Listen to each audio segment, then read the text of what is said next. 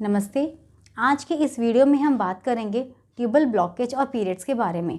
जब हम इनफर्टिलिटी के लिए आए पेशेंट से कहते हैं कि आपको ट्यूब का टेस्ट करवाना चाहिए या फिर HSG करवाना चाहिए, तो उनका पहला सवाल यही होता है कि मैम मेरे तो पीरियड्स रेगुलर आ रहे हैं, तो फिर हम ट्यूब का टेस्ट क्यों करवाएं?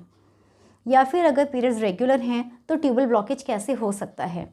तो इसका मैं आपको यही बताना चाहूँगी कि अगर किसी पेशेंट को, किसी भी महिला को पीरियड्स अगर रेगुलर भी आ रहे हैं तो उसकी एक या दोनों ट्यूब्स ब्लॉक हो सकती हैं, क्योंकि पीरियड्स का आना और ट्यूबल ब्लॉकेज दोनों ही बिल्कुल अलग अलग चीज़ें हैं।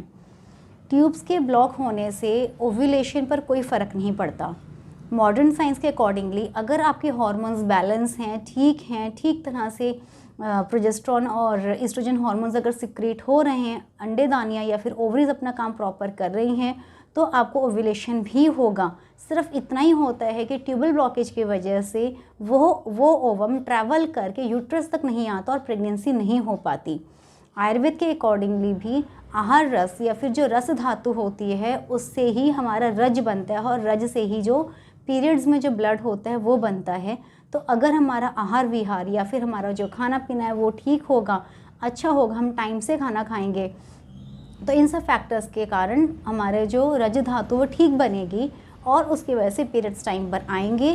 ट्यूबल ब्लॉकेज की बनाने वाले, ट्यूबल ब्लॉकेज करने वाले फैक्टर्स अलग होते हैं, उसका पीरियड से कोई भी लेना देना नहीं होता।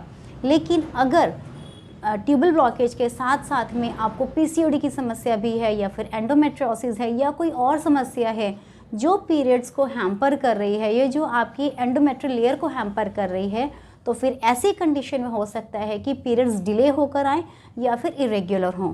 तो इसीलिए ट्यूबल ब्लॉकेज के साथ साथ आपको बाकी सारे फैक्टर्स को भी देखना है, ध्यान में रखना है और उसके अकॉर्डिंगली ये देखना है कि पीरियड्स इरेग्युलर हैं या नहीं है या फिर उसके पीछे क्या कारण है।